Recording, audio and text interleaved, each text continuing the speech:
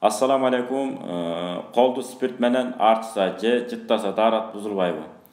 Бул жыттаган менен даарат бузулбайт, спирт учуп кетет. Ал эми даарат эч качан эмне болбойт, бузулбайт.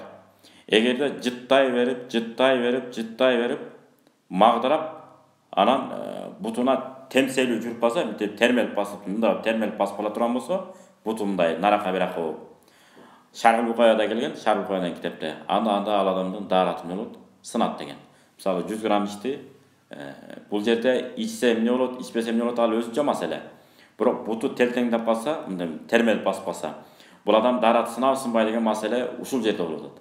Буту термелип калса даараты сынат деген. Анткени бүгүнкү күндө кээ бир жаштар килей жыттайт экен, башка бир нерселер жыттайт экен ушундай. Ошондой болуп термелип кала турган болсо, эмне болот? Даараты сынат. Термелбесе сынбайт. Негизинен арактын бир тамчысы дагы, 100 граммы дагы, 10 граммы дагы, 1000 граммы да баары эмне болот? Бирдей арам болбойт. Анткени Куранда эмне деген? Мас кылуучулардын баары арам деген.